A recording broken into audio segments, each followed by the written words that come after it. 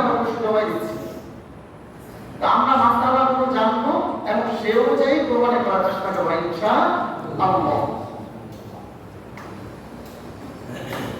প্রথমত আমরা জানবো যে কোরবানিটা কার উপর ওয়াজিব। কোরবানি কার উপর ওয়াজিব? কোরবানি ওয়াজিব হয় একজন বালেগ সুস্থ মস্তিষ্ক সম্পন্ন ব্যক্তির উপর। কার উপর? বালেগ হতে হবে, সুস্থ মস্তিষ্ক হতে হবে, এবং ওই 3 দিন, যেই 3 দিন কোরবানির ঈদ, ঈদের দিন এবং ঈদের পরের 2 দিন, এই 3 দিন আপনার নেশাব পরিমাণ মাল আপনার কাছে থাকতে হবে। যদি এইটুকু মাল কারোর কাছে থাকে এবং সে বালেগ হয়, সুস্থ মস্তিষ্ক মানে হয় পাগল না হয়, তাহলে তার উপর কোরবানি ওয়াজিব। তাহলে বুঝে আসছে কোরবানি কার উপর ওয়াজিব। জিনিসগুলো আজকে আমরা মনে রাখবো, আমি জিজ্ঞাসা করতে পারি যে কোনো সময় মাসালা। 2 নম্বর জানবো যে একটা পরিবারে যদি একাধিক ব্যক্তি থাকে এবং তাদের সকলের উপর যদি আপনার কোরবানি ওয়াজিব হয়, এক পরিবারে 5 জন সদস্য আছে, দেখা যাচ্ছে 5 জন ইনকাম করে, 5 জন বালেগ এবং সুস্থ মস্তিষ্ক সম্পন্ন, সবার কাছে একটা পরিমাণ মাল আছে, তাহলে ওই পরিবারের পক্ষ থেকে কি একটা কোরবানি দিলেই হবে এক নামে, নাকি সবার দিতে হবে? এর উত্তর হলো যে পরিবারের যত সদস্যের উপর কোরবানি ওয়াজিব হবে, প্রত্যেক সদস্যের জন্য আলাদা আলাদা কোরবানি দিতে হবে। সবার পক্ষ থেকে একজনের নামে 5 সন্তান, বাবা একজন, 5 সন্তান মিলে বাবার নামে কোরবানি দিয়ে দিল, ওই বাবারটাও আদায় হলো কিন্তু সন্তানদের আদায় হলো না। এটা ওয়াজিব বিধান। বিতের নামাজ যেমন প্রত্যেকের উপর আলাদা আলাদা ওয়াজিব, পরিবারের একজন যদি পড়ে প্রত্যেকের সবার পক্ষ থেকে কি হয় না, আদায় হয় না, বরং প্রত্যেকের আলাদা আলাদা আদায় করতে হয়। ঠিক তদ্রুপ কোরবানিটাও যতজন ব্যক্তির উপর ওয়াজিব হবে, ততজন ব্যক্তির আলাদা আলাদা কোরবানি দিতে হবে, আলাদা আলাদা তার নাম থাকতে হবে। বুঝে আসছে? এরপর আমরা জানবো কোরবানির নেশাবটা, এটা কি পুরো বছর থাকা জরুরি, কিংবা যাকাতের যে নেশাব হয়েছে, কোরবানির নেশাব আর যাকাতের নেশাবের মধ্যে পার্থক্যটা কি? দেখুন, প্রয়োজন অতিরিক্ত যাকাত ফরজ হয় 6 ধরনের মালের উপর।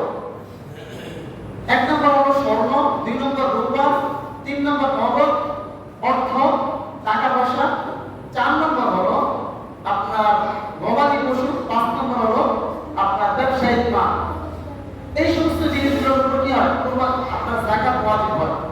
এবং এগুলো 1 বছর, আজকে আপনি এই ধরনের মাল কথা আপনি 7.5 ভরি স্বর্ণের মালিক রয়েছেন, কিংবা 52.5 তোলা রূপার মালিক রয়েছেন, কিংবা 52.5 তোলা রূপার যে মূল্য, ধরুন বর্তমানে 52.5 তোলা রূপার মূল্য 1 লক্ষ টাকা, তো আজকে আপনি 1 লক্ষ টাকার মালিক হয়েছেন। এটা প্রয়োজনের অতিরিক্ত কোনো কাজে লাগে না। এটা ঠিক আগামী এই বছরের এই দিনে যদি আপনার এই টাকাটার মালিক থাকেন, তখনই আপনার উপর যাকাত ওয়াজিব হবে। যদি এমন হয় যে আগামী বছর এই সময় আপনার টাকাটা আর নাই, যে কোনো কাজে লেগে গেছে, বা আপনার এটা যে কোনো কারণে আপনি ব্যয় করে ফেলছেন, তখন আপনার উপর যাকাত ওয়াজিব হবে না। পক্ষান্তরে কোরবানির বিধানটা হলো, আপনি যদি ঈদুল আজহার দিন, তার পরের দিন এবং তার পরের দিন, এই 3 দিন যদি নেশাব পরিমাণ মালের মালিক হন, তাহলে আপনার উপর কোরবানি ওয়াজিব, যে কোনো এক সময় হলেই হবে। একজন ব্যক্তি মনে করেন জোহরের সময় শুরু হয়েছে, এখন একজন নাবালেগ ছেলে, সে যদি জোহরের সময় আর মাত্র 5 মিনিট বাকি আছে, 5 মিনিট বাকি আছে, কিংবা 2 মিনিট বাকি আছে, 3 মিনিট, 5 মিনিট বাকি আছে, তো এমন সময় যদি কোনো ছেলে বালেগ হয়, তাহলে তার জন্য ওই জোহরের নামাজটা ফরজ হয়ে যায়। ঠিক তদ্রুপ কোরবানির এই 3 দিনে যে কোনো এক সময় কেউ যদি প্রয়োজন অতিরিক্ত নেশাব পরিমাণ মালের মালিক হয়, তাহলে তার উপর কোরবানি ওয়াজিব হয়ে যায়। হজ যেমন কারোর উপর একবার খরচ হয়ে গেলে সে যদি পরবর্তীতে কথা বলে তার দরিদ্র হয়ে যায়, ফকির হয়ে যায়, এই পরবর্তীটা কিন্তু তার মাথায় থেকে যায়। এটা আপনি পরবর্তীতে দরিদ্র হয়ে যাওয়ার কারণে এটা যে আপনার থেকে মাফ হয়ে গেছে, আপনার দায়মুক্ত হয়ে গেছে না, হজ আপনার করতেই হবে। এই জন্য যাদের উপর হজ ফরজ হয় তারা যখন ফরজ হয় তত যথাসম্ভব তাড়াতাড়ি হজ পালন করে ফেলা। কি করা? তাড়াতাড়ি হজ পালন করে ফেলা। কারণ আপনি বৃদ্ধ বয়সে হজ করবেন কিংবা পরবর্তীতে হজ করবেন, আপনার তখন শক্তি নাও থাকতে পারে। হজ কিন্তু মোটামুটি শারীরিক কিছু ইবাদত আছে এখানে, এবং আপনার শক্তি নাও থাকতে পারে বা আপনার অর্থ শেষ হয়ে যেতে পারে। এই জন্য যখন ফরজ হয় তখনই হজটা করে নেওয়া, ওই বছরে হজটা করে নেওয়া। তো কুরবানি পুরো বছর আপনার মাল থাকাটা জরুরি না, বরং যেই 3 দিন রয়েছে কুরবানির, ওই 3 দিন আপনার কাছে এত পরিমাণ মাল থাকলেই আপনার উপর কুরবানিটা ওয়াজিব। এখন কোন নাবালেগ শিশু কিংবা পাগল সে যদি নেশাব পরিমাণ মালের মালিক হয়, আমাদের সমাজে আছে না অনেক বাচ্চা মেয়ে, তাদের লেগে গেছে যে আপনার স্বর্ণের অভাব নেই, কিংবা তারা অনেক টাকা তারা গিফট পায়, তারা আপনার নেশাব পরিমাণ মালের মালিক হয়ে গেছে। কিংবা পাগল কিন্তু সে বাবার থেকে সম্পত্তি পেয়েছে, তো এর উপর কুরবানি ওয়াজিব হবে কিনা? যে না, নাবালেগ শিশু যদি নেশাব পরিমাণ মালের মালিকও হয়, যত কোটি টাকার মালিকই হোক, কিংবা কোনো পাগল সে যদি নেশাব পরিমাণ মালের মালিক হোক, যত কোটি টাকার মালিকই হোক, তার উপর তার এই সম্পত্তির কারণে তার উপর কি হবে না? কুরবানি ওয়াজিব হবে না। মুসাফিরের জন্য কুরবানি বিধান কি? মুসাফির, এই যে আপনারা যারা তাবলীগে আসছেন, আপনারা কি মুসাফির নাম কি? মুসাফির। এই মুসাফিরদের জন্য কিন্তু আপনি কুরবানির 3 দিন দেখেছিলেন না, আপনি 3 দিন কোথাও মানে 48 মাইল কিংবা 78 কিলোমিটার দূরত্বে কোথাও সফর চলে গেছে। আপনি কুরবানির ওই সময়টা আপনি আপনার জায়গায় অবস্থান করেন নাই, কিংবা আপনি 15 দিন কোথাও যাওয়ার নিয়ত করে যান নাই, 15 দিনের ক্রমে 48 মাইল কিংবা 78 মাইল দূরত্বে সফর করেছেন, তখন আপনার কুরবানি ওয়াজিব কিনা? যে না, এই সময় যদি আপনি পুরো সময়টা মুসাফির থাকেন, পুরো 3 দিন, তাহলে আপনার উপর কুরবানি ওয়াজিব হবে না, আপনি যত টাকার মালিক হন। বুঝে আসছে? কুরবানির যে 3 দিন রয়েছে, এই 3 দিন যদি কেউ মুসাফির অবস্থায় থাকে এবং সে যদি এই সময়টাতে মুকিম না হয় কোনোভাবে, তাহলে তার উপর কুরবানি ওয়াজিব না, তার কুরবানি দেওয়া লাগবে না। যদি দেয় তাহলে সেটা নফল হিসাবে গণ্য হবে। দরিদ্র ব্যক্তির কুরবানির হুকুম কি? কোন ব্যক্তি নেশাব পরিমাণ যতটুকু নেশাব হওয়ার কারণে কুরবানি ওয়াজিব হয়, ওই পরিমাণ সম্পদ তার নাই, তো তার কুরবানির হুকুম কি? তার উপর তো কুরবানি ওয়াজিব না। এখন কোন দরিদ্র ব্যক্তি যদি পশু ক্রয় করে নিয়ে আসে বাজার থেকে, খাসি কিংবা আপনার যে কোনো জিনিস, গরু কিনে নিয়ে আসে, তাহলে যদি কিনে ফেলে কোন দরিদ্র ব্যক্তি যার উপর কুরবানি ওয়াজিব না, এমন ব্যক্তি যদি কুরবানি দেওয়ার উদ্দেশ্যে পশু কিনে ফেলে, তাহলে তার উপর কুরবানিটা ওয়াজিব হয়ে যাবে। কি হবে? তার উপর কুরবানি ওয়াজিব হয়ে যাবে। কুরবানি কখন, মানে কুরবানির সময়টা কখন থেকে? কুরবানির সময় হলো ঈদুল আজহার সালাত আদায় করার পর থেকে শুরু হয়। এখন কোন ব্যক্তি যদি ঈদের নামাজের আগে কুরবানি করে ফেলে, গরু জবাই করে ফেলে, তাহলে তার কুরবানি আদায় হবে না। কুরবানির সময় কখন থেকে শুরু হবে? ঈদুল আজহার সালাত আদায় করার পর থেকে নিয়ে 13 তারিখ, মানে 13 জিলহজ সূর্য ডোবার আগ পর্যন্ত সময়। এই সময়ের মধ্যে দিনের বেলা কুরবানি দিতে পারবে, রাতের বেলা কুরবানি দিতে পারবে। তবে দিনের বেলা কুরবানি দেওয়াটা উত্তম। দিনের বেলা কুরবানি দেওয়া কি উত্তম। এখন কথা হলো, বৃষ্টি বা কোনো কারণে কথা জুমার সালাত কারো পক্ষে সম্ভব হয়নি উপস্থিত হওয়া, মানে ঈদের নামাজ তো একা একা পড়া হয় না, যায় একা পড়লে ঈদের নামাজ আদায় হয় না।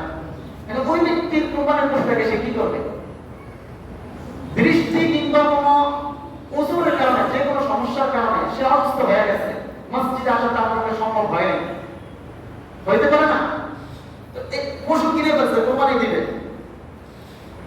এখন ঈদের দিন নামাজ পড়তে আসবে, এমন বৃষ্টি, আসা সম্ভব হয় না মাঠে, কিংবা এমন অসুস্থ হয়ে গেছে তার পক্ষে ঈদের নামাজ পড়ার জন্য মসজিদে উপস্থিত হওয়া সম্ভব হয় না, তাহলে তার কোরবানি পশুর বিধান কি? তার জন্য সে নামাজ না পড়লেও ঈদের পরে দিতে পারবে, কিংবা সে আগেও দিতে পারবে, সে আগেও দিতে পারবে। মনে করেন এমন অসুস্থ যে এটা বুঝে আসছে যে কোনোভাবে আমি মসজিদে উপস্থিত হতে পারবো না, তো সে যদি কোরবানি করে তাহলে সে ঈদের আগে তার পশু জবাই করতে পারবে, কারণ তার তো নামাজটা নেই, এই জন্য সে কোরবানি আগে করতে পারবে। এখন আসেন, কোরবানির সময় আপনি পশু কিনতে কোরবানি করার জন্য, কিন্তু ওই সময় আপনি কোরবানি করতে পারেন নাই, আপনি কি করবেন? কোরবানির যে 3 দিন, এই 3 দিনের মধ্যে আপনি কোরবানি করতে পারেন না, তাহলে আপনার কোরবানির বিধান কি? এখানে আগে জানতে হবে যে আপনি পশু কিনেছেন কি কিনেন নাই। যদি আপনি পশু না কিনে থাকেন এক বিধান, যদি পশু কিনেন আরেক বিধান। যদি পশু আপনি না কিনেন কোরবানির উদ্দেশ্যে, তাহলে যখন 3 দিন পার হয়ে গেল আপনি কোরবানি দিলেন না, আপনার উপর কোরবানি ওয়াজিব ছিল, তাহলে কোরবানির পরে আপনি একটি ছাগল, একটা ভালো ছাগলের যে মূল্য রয়েছে এই মূল্য সবটা করে দিতে হবে। বুঝে আসছে? কোরবানির যে 3 দিন সময়, এই সময়ে আপনি কোরবানি দিলেন না, আপনার ওয়াজিব কোরবানি, আপনি পশু ক্রয় করেন নাই, তাহলে আপনি কি করবেন? তাহলে বিধান হলো যে আপনি কোরবানির পরে একটা খাসির যে সম পরিমাণ মূল্য, এই মূল্যটা আপনি সবটা করে দিতে হবে। তাহলে মাসালা না জানার কারণে আমাদের অনেকের উপরে কিন্তু কোরবানি ওয়াজিব ছিল পূর্বে। এই যে আমরা ওই যে একান্নবর্তী পরিবারের মধ্যে আমরা সবাই মিলে নামে কোরবানি দিয়ে দিই বা দিয়েছি, এই কারণে দেখা গেছে অনেকে নেতাদের মালিক ছিল কিন্তু সে কোরবানি দেয়নি। তাহলে তার জন্য কর্তব্য কি? সে বিগত বছরের কোরবানির যে টাকাটা, একটা খাসির যে মূল্যটা, এই মূল্যটা সে সৎকার করে দিবে। আর যদি পশু ক্রয় করে থাকে, সে পশু ক্রয় করছে কিন্তু 3 দিনের মধ্যে জবাই করতে পারে না, তখন বিধান হলো যে এই পশুটাকে পুরো সে সৎকার করে দিবে। পুরো পশুটা কি করে দিবে? আল্লাহ রাস্তায় কোথাও দিয়ে দিবে। আর যদি সৎকার না করে, এটা সে খেতে পারবে না। যদি সৎকার না করে, যে সে জবাই করে গোশত মটন করে দিয়ে দিল, তখন বিধান হলো যে আপনি মনে করেন গরুটা ক্রয় করছেন বা আপনি একটা খাসি ক্রয় করেছেন 20,000 টাকা। কত? 20,000 টাকা। আপনি যদি পুরো খাসিটা 3 দিনের ভিতরে জবাই করতে পারেন নাই, এজন্য 3 দিন পর আপনি এটাকে দান করে দিয়েছেন, আপনি কিন্তু দায়মুক্ত হয়ে গেলেন। কিন্তু আপনি কি করলেন? 3 দিন পর ওই খাসিটা দান করেননি, বরং আপনি ওই খাসিটা জবাই করে খাসির গোশত দান করেছেন। তখন হিসাব করতে হবে যে আপনার যতটুকু গোশত হয়েছে ওই গোশতের পরিমাণ কতটুকু, 20,000 টাকা পরিমাণ হয়েছে কিনা। যদি 20,000 টাকা পরিমাণ হয় তাহলে তো দায়মুক্ত হয়ে গেলেন। আর যদি গোশত ক্রয় করেছেন 20,000 টাকায়, কথা গোশতর বর্তমান বাজার মূল্য মাত্র 15,000 টাকার গোশত পেয়েছেন, তাহলে আরো যে 5,000 টাকা রয়েছে সেটা আপনার গাইড থেকে আলাদাভাবে সৎকার করতে হবে। বুঝে আসছে মাসালাটা? যে আপনি 3 দিনের মধ্যে পশু ক্রয় করেছেন কিন্তু 3 দিনের মধ্যে আপনি কোরবানি দিলেন না, তখন আপনার পরবর্তীতে আপনি কি করবেন? বিধান হলো যে 3 দিনের পরবর্তীতে আপনি পুরো যে পশুটা কিনেছেন সেটাকেই সৎকার করে দিবেন। এখানে আর কিছু আপনার লাগবে না, আপনি কোনো মাদ্রাসা কিংবা কোনো এতিমখানে আপনি এটাকে সৎকার করে দিবেন। কিন্তু ওই পশুটাকে যদি আপনি জবাই করে গোশত বন্টন করে সৎকার করেন, দান করে দেন, তাহলে যত টাকা গোশতের মূল্য ওই পরিমাণ গোশত হতে হবে। 20,000 টাকায় কিনলে 20,000 টাকার গোশত হতে হবে, থাকতে হবে। যদি গোশত থাকে, আপনি কিনছেন 20,000 টাকায় কিন্তু গোশত পেয়েছেন 15,000 টাকা, তাহলে বাকি 5,000 টাকা আপনার ব্যাংক থেকে দিতে হবে। বুঝে আসছে? জি। কোন কোন পশু দ্বারা কোরবানি করা যাবে? দেখেন, কোরবানি যে কোনো পশু দ্বারা করা যায় না।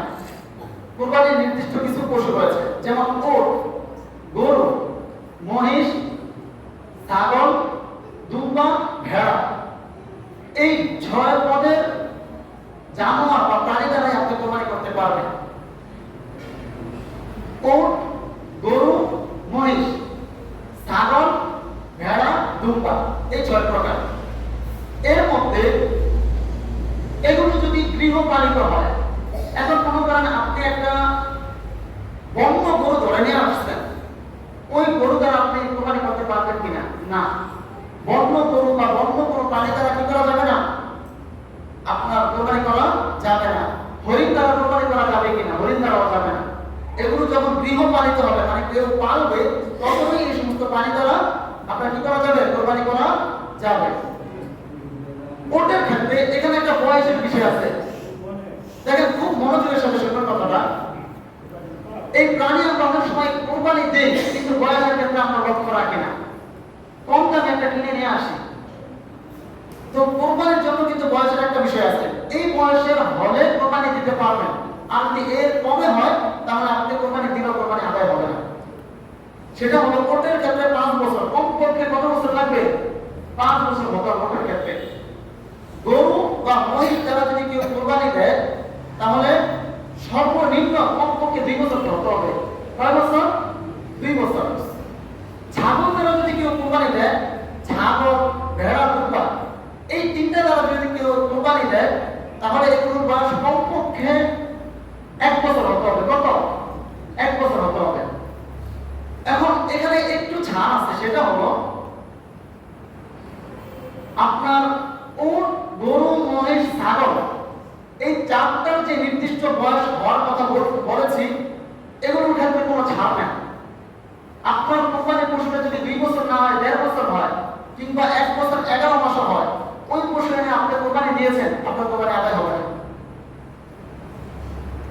এমনই ভাবে আপনি মহিষ কিংবা আপনার উট নির্দিষ্ট যে সময় রয়েছে, এর কমে এনে এগুলো কোরবানি করেছেন, কোরবানি আদায় হবে না। ছাগলের ক্ষেত্রে কমপক্ষে 1 বছর লাগবে। কত বছর? 1 বছর। ভেড়া আর দুম্বা, এই দুটোর ক্ষেত্রে একটু ছাড় রয়েছে। সেটা হলো ভেড়া, দুম্বা, এই দুটো যদি এই পরিমাণ হৃষ্টপুষ্ট হয়, যেটাকে দেখতে 1 বছরের মতোই লাগে। দেখতে কতটুকু লাগে? 1 বছরের মতো লাগে। তখন এই ভেড়া কিংবা দুম্বা দ্বারা আপনি কোরবানি দিতে পারবেন। হ্যাঁ, যদি এটা দেখতে ছোট, বয়সও ছোট, এমন পশু যদি হয়, তাহলে এর দ্বারা কোরবানি হবে না। তো এই বিষয়টা আমরা খুবই লক্ষ্য রাখবো। আল্লাহ আমাদেরকে লক্ষ্য রাখার তৌফিক দান করুন। আমরা অল্প দামে পেলাম, বা ছোটখাটো ছাগল কিংবা খাসি কিনে নিয়ে আসলাম, কিংবা গরু কিনে নিয়ে আসলাম, বয়সের বিষয়টা আমরা লক্ষ্য করবো না, এমন যেন না। কোরবানি যেহেতু দিব, সব কিছু আমরা লক্ষ্য রেখে কোরবানির সমস্ত হুকুমের সাথে আমরা কি করবো? কোরবানি দিব। এরপর আসেন কোরবানির পশুতে শরীকের সংখ্যা। আপনি কতজন শরীকের কোরবানি দিতে পারবেন? দেখুন, উট, গরু, মহিষ, এই 3 প্রাণীর ক্ষেত্রে সর্বোচ্চ 7 বারের কোরবানি করা যেতে পারে। কয়বার? 7 বার। একটা গরু কিনেছেন, সর্বোচ্চ আপনারা 7 বার এটাকে কোরবানি দেওয়া যেতে পারে। আর সর্বনিম্ন 1 বার দেওয়া যেতে পারে, 2 বার দেওয়া যেতে পারে। ছাগল, ভেড়া, দুম্বা, এই 3টা রয়েছে। এই 3টার ক্ষেত্রে ভাগে কোরবানি দেওয়া গেলে কোরবানি আদায় হবে না, বরং এগুলো একজনের এক নামে দিতে হবে। খাসি, ভেড়া, দুম্বা, এই 3টা এক নামে আপনার কোরবানি দিতে হবে। এখন কেউ যদি কোরবানির ক্ষেত্রে আরেকটা জিনিস লক্ষ্য রাখবেন, অনেক সময় হয় যে একটা গরু কিনেছে, কেনার পরে 7 জনে মিলে 7 ভাগে কোরবানি দিচ্ছে, কিন্তু ভাগটা সমান না। সমান না মানে একজনের নিচে 1.5 ভাগ, আরেকজনের নিচে অর্ধ ভাগ। বন্টন যদি এমন হয়, মনে করেন 2 জন মিলে কোরবানি দিয়েছে, একজন নিচে 5.5 ভাগ, আরেকজন নিচে 1.5 ভাগ, এরকম অর্ধেক, এভাবে কোরবানি দিলে কোরবানি আপনার আদায় হবে না। ভাগ নিলে পুরো 1 ভাগ দিতে হবে। কি করতে হবে? পুরো 1 ভাগ দিতে হবে। ওই অর্ধ ভাগ এরকম ভাবে কারো কোরবানি আদায় হবে না। কোরবানির পশুতে আকিকার অংশ রাখা যাবে কিনা? হ্যাঁ, কোরবানির পশুতে কেউ যদি আকিকার অংশ রাখতে চায় তাহলে রাখা যাবে। অর্থাৎ কোরবানির পশুর সাথে একটা গরু কিনেছেন, কেনার পরে আপনি আপনার বাচ্চা কিংবা আপনি আপনার নিজের, ধরুন আপনার ছোট করে আপনার মানে আকিকা দেওয়া হয় না, আপনি নিজে আপনার কোরবানির পশুর সাথে কোরবানির এক নাম আকিকার জন্য কোরবানি দিতে পারেন। ছেলে হলে 2 নাম দিতে হবে, 2 নাম রাখতে হবে, আর মেয়ে হলে 1 নাম দিলেই কি যথেষ্ট হবে। অতএব আমরা কি বুঝলাম যে কোরবানির সাথে কেউ যদি আকিকার অংশ রাখতে চায়, আকিকা দিতে চায়, তাহলে ওই কোরবানির পশুতে আকিকার অংশ রাখা যাবে। আল্লাহ আমাদেরকে সহি বুঝদান করুন। আরেকটি বিষয়, কোরবানি যারা দিবে কিংবা যে ব্যক্তি কোরবানি দিবে একাতে কিংবা শরীকের সাথে দেবে, তার উপার্জনটা যদি হারাম হয় তাহলে এখানে কোরবানি বিধান কি? কোন ব্যক্তি যদি কোরবানি দেয় সে একাধিক কিংবা শরীকের সাথে দেবে, তার অধিকাংশ উপার্জন যদি তার অর্ধেক কিংবা অর্ধেকের বেশি উপার্জন যদি আপনার হারাম হয় তাহলে তার কোরবানি হবে না, এবং সে যাদের সাথে শরীকানা কোরবানি দিবে তাদের কারণে কোরবানি হবে না। বুঝে আসছে? শরীকদের কারো যদি উপার্জনের অর্ধেক কিংবা অধিকাংশ উপার্জনে যদি তার হারাম হয়, সেক্ষেত্রে যদি সে কোরবানি দেয় তাহলে তারও কোরবানি হবে না, তার সাথে যারা অংশগ্রহণ করেছে তাদের কারো কোরবানি হবে না। অতএব খুব লক্ষ্য রাখবো আমরা এই বিষয়টা। আর যদি অর্ধেকের কম কারো উপার্জন হারাম হয়, বেশিরভাগই হারাম, তখন এই ক্ষেত্রে কোরবানি হয়ে যাবে। কিংবা কারো কোরবানির ক্ষেত্রে মনোযোগ দিয়ে শুনি, কারো কোরবানির ক্ষেত্রে মনে করুন তার অধিকাংশ উপার্জন হারাম, তার হারাম সোর্স আছে, খুব সীমিত একটা বিষয় আছে, একটা ইনকামের সোর্স আছে, সে ওই হালাল উপার্জন থেকেই সে কি করছে আপনার কোরবানির টাকাটা দিয়েছে, তখন আমার কোরবানি হবে। এখানে সে হারাম অংশটা সে রাখেনি, তার হালাল যে অংশটা রয়েছে সেখান থেকে পৃথক করে সে টাকাটা দিয়েছে, হারাম থেকে দেয়নি, তখন আমার সব শরীরদের কোরবানি হবে, তার নিজের কোরবানি হয়ে যাবে। পশু কেনার পর ধরুন আপনারা 5 নামে কিন্তু আপনি একাই কোরবানি করার জন্য পশু কিনেছেন, এবং কেনার পরে যদি আপনি কাউকে শরীক করতে চান পারবেন কিনা? কেউ একটি গরু কিনেছে একা কোরবানি দেওয়ার জন্য, তাহলে পরবর্তীতে যদি আপনার কেউ শরীক করতে চায় কিংবা সে যদি কাউকে শরীক করতে চায় পারবে কিনা? হ্যাঁ, পারবে।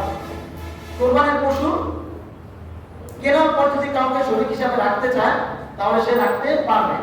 এই ক্ষেত্রে লক্ষ্য রাখতে হবে যাকে সে শরীক রাখতেছে সে যে অর্থটা দিবে এই অর্থটা সৎকার করে দেওয়াটা উত্তম। বুঝে আসছে? তবে যদি সে এটা খেতে চায় পারবে, তো সে যখন কিনেছে কোরবানি সে একাই কোরবানি দেওয়ার জন্য ক্রয় করেছে, কিংবা 3 জন মিলে নিয়োগ করেছে যে আমরা কোরবানি দিব, এবং পশু কিনে 3 জনে নিয়ে আসছে, আসার পরে নিয়োগ শেষ, কেনা শেষ, এরপর আরেকজনকে সে শরীক করতেছে বা তারা শরীক করতেছে, সেক্ষেত্রে বিধান হলো যে শরীক করতে পারবে, বাকি ওই শরীকের যে টাকাটা দিবে সেটাকে সে সৎকার করে দিবে। সে টাকাটা কি করতে হবে? সৎকার করে দিতে হবে। জবাইয়ের পূর্বে পশু থেকে উপকৃত হওয়া যাবে কিনা? মনে করেন একটা পশু কিনে আনছেন, গরু আনার পর ওটার ভিতরে দুধ আছে, কেউ দুধ দহন করলো কিংবা ওই গরু দিয়ে মানে চাষ করলো, তো শরীয়তের বিধান হলো কুরবানির পশু কেনার পর ওই পশু দ্বারা উপকৃত হওয়া যাবে না। যদি কেউ দুধ দহন করে তাহলে ওই দুধের যে মূল্যটা রয়েছে ওই মূল্য সৎকার করে দিতে হবে, কিংবা এটা দ্বারা যে উপকার গ্রহণ করুক ওই উপকার গ্রহণ করতে হলে অন্য পশু দ্বারা করতে হলে যে টাকাটা আপনার ব্যয় হবে কতটুকু টাকা আপনার সৎকার করে দিতে হবে।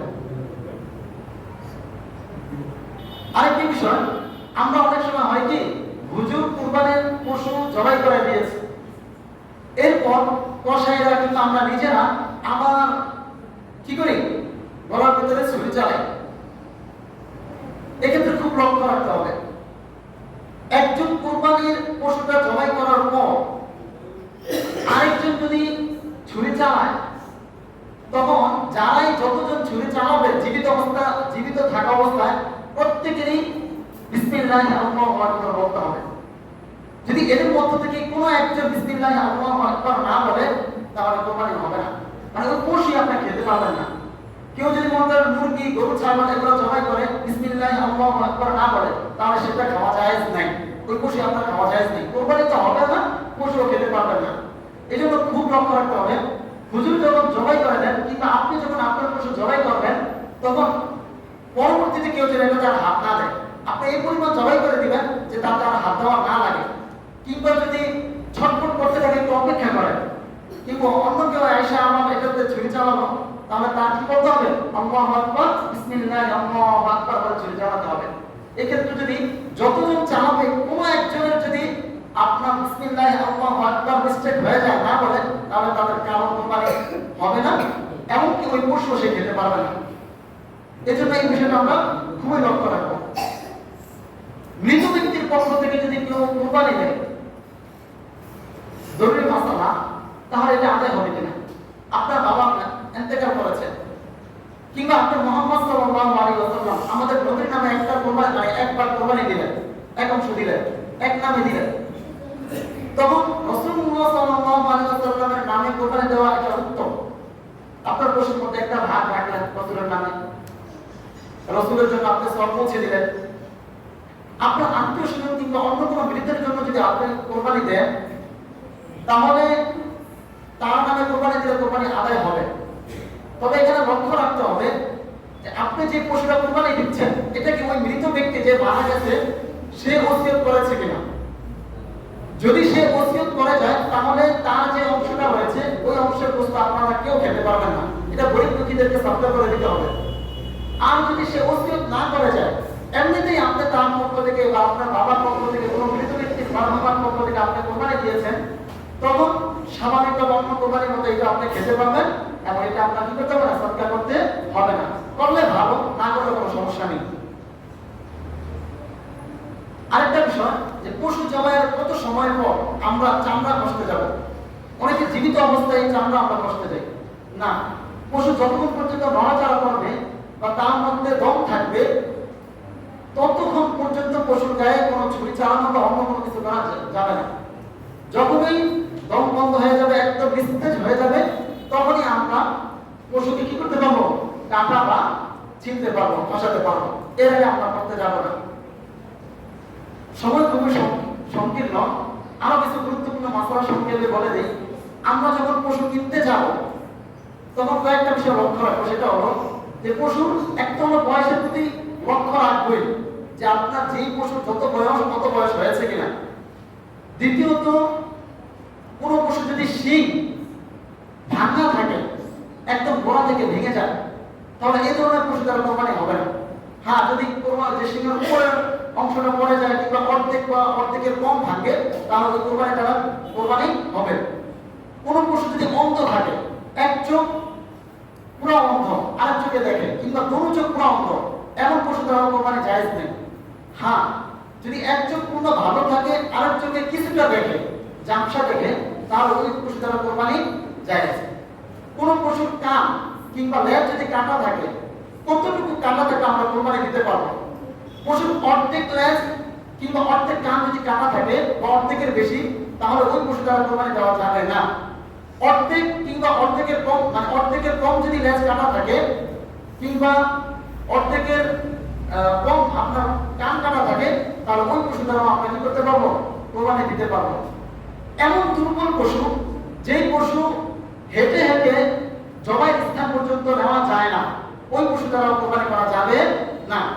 এমন পশু, যেই পশু ঘোড়া আপনার তিন পা ভালো, আরেক পা মাটিতেই রাখতে পারে না, কিংবা রাখলেও ওটাতে ভর দিতে পারে না, এমন পশু দ্বারা কোরবানি করা যাবে না। যে পশু তিন পা ভালো, আরেক পা মাটিতে রাখতেই পারে না, কিংবা রাখতে পারলেও সে ওই পায়ের মধ্যে ভর দিতে পারে না, এমন পশু দ্বারা কোরবানি করা যাবে না। বিদেশে অবস্থান হলো আরেকটি মাসালা। আমরা তো জেনেছি যে কোরবানি যখন দিব এটা হলো নামাজের পর কোরবানি দিতে হবে নাকি? কোনো ব্যক্তি যদি ঈদের নামাজের আগে কোরবানি দিয়ে দেয় তাহলে তার কোরবানি আদায় হবে না। এখন বিদেশে একজন ব্যক্তি অবস্থান করতেছে, ওই ব্যক্তি কিভাবে কোরবানি দিবে?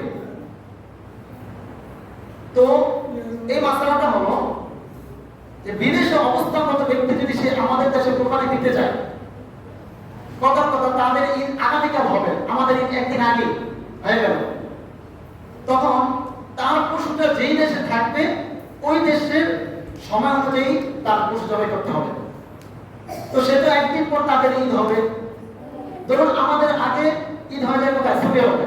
কোন ব্যক্তি আমাদের দেশের কোন ব্যক্তি সৌদিতে ঈদ মানে আপনার কোরবানি দিতে চায়, সেও থাকতেছে আমাদের এই দেশে, এই দেশে সে অবস্থান করতেছে, সে কোরবানিটা দিতে হবে সৌদি আরবে। তখন কোরবানির বিধান তো আমরা নামাজের পরে দিতে হবে, যে কোরবানি দিবে নামাজ পড়ে তারপরে কোরবানি দিতে হবে। তখন এই মাসালা হলো যে সে ওই কোরবানির পশুটা যেহেতু সৌদি আরবে রয়েছে, তো সৌদিতে যারা কোরবানি দিবে তাদের নামাজের পর যদি জবাই করে তাহলে তার কোরবানি হয়ে যাবে। আমাদের দেশে যখন নামাজ পড়বে এরপর ফোন করে বলে দিবে যে আমরা নামাজ পড়েছি এবার জবাই করেন, এমনটা লাগবে না। বরং যেখানে বসে থাকবে সেইখানে সময় অনুযায়ী আপনার কোরবানি করে দিলেই হবে। আল্লাহ রাব্বুল আলামিন আমাদেরকে কোরবানির যত হুকুম রয়েছে সমস্ত হুকুম আদায়ের সাথে আদায় করে কোরবানি করার তৌফিক দান করুন এবং একনিষ্ঠভাবে শুধুমাত্র আল্লাহর জন্য কোরবানি করার তৌফিক দান করুন। দেখেন কোরবানি বস্তু কিন্তু আপনি যদি পুরোটা খেয়ে ফেলেন, একবার আপনি সৎকার করে দিবেন, আরেকবার আত্মীয় স্বজন যারা গরিব রয়েছে তাদেরকে দিবেন, আরেকবার আপনি নিজে খাবেন। এটা হলো মুস্তাহাব। এটা কি আমল? এটা মুস্তাহাব আমল। কেউ যদি পুরো বস্তুটা নিজে খেয়ে ফেলে জায়েজ হবে। কিন্তু দেখেন কুরবানির মূল বিধান কি? আত্মশুদ্ধি। আপনি কতটুকু আল্লাহর জন্য নিজেকে অর্পণ করতে পারেন, এটা আপনার পরীক্ষা। এবং কুরবানির বিধানটা হলো যেন গরিব দুঃখী সবাই ওই দিনটাতে একদিন ভালো খেতে পারে, কিছুদিন দুই একদিন ভালো খেতে পারে, এই জন্য কুরবানি বিধান দেওয়া হয়েছে। অতএব আমরা কুরবানি দেওয়ার পরে যদি সব বস্তু আমরা নিজেরা ফ্রিজে রেখে দিই, যে জায়েজটা আছে রেখে দিলাম, এটা ঠিক না। জায়েজ কিন্তু এটা আমরা করবো না, বরং আমরা আমাদের পার্শ্ববর্তী যারা আছে কোরবানি দেয় না তাদেরকে আমরা আমাদের কিছু অংশ দিয়ে দিব। সমাজে অনেক ব্যক্তি আছে যারা কোরবানি দেয় না, কারোর কাছে হাতও পাঠে না, কারোর কাছে চায় না, তাদের প্রতি আমরা লক্ষ্য রাখবো। যারা চায় সেটা তো ভিন্ন, সে অনেক জায়গা থেকে চায় আনতে পারে, কিন্তু অনেক ব্যক্তি আছে কোরবানি দিচ্ছে না এবং সে কারোর কাছে হাতও পাচ্ছে না, কারোর কাছে যাচ্ছে না। তো তাদের প্রতি আমরা একটু লক্ষ্য রাখবো। আমরা সবাই আমাদের আশপাশে যারা আছেন তাদের প্রতি লক্ষ্য রাখবো। যারা কোরবানি দিচ্ছে না তাদেরকে আমরা একটু আমাদের কমপক্ষে সে একদিন সুন্দরভাবে তার ফ্যামিলি নিয়ে খেতে পারে এই পরিমাণ দিব। যারা কাছের আছে, আপনার ঘরের পাশে একজন কোরবানি দিচ্ছে না, আপনি তাকে 2 টুকরা দিয়ে দিলেন, 3 টুকরা দিয়ে দিলেন, না দিলেও কোনো সমস্যা নেই। কিন্তু না, তাকে আপনি 1 টুকরা 2 টুকরা না, আপনার যে পাশে আছে সে কারোর কাছে যাচ্ছে না, তাকে এতটুকু দেন সে তার পুরো ফ্যামিলি নিয়ে একটা বেলা সুন্দরভাবে খেতে পারে। আল্লাহ রাব্বুল আলামিন আমাদের সবাইকে সঠিক বুঝ দান করুন। যারা সুন্নাত করি নাই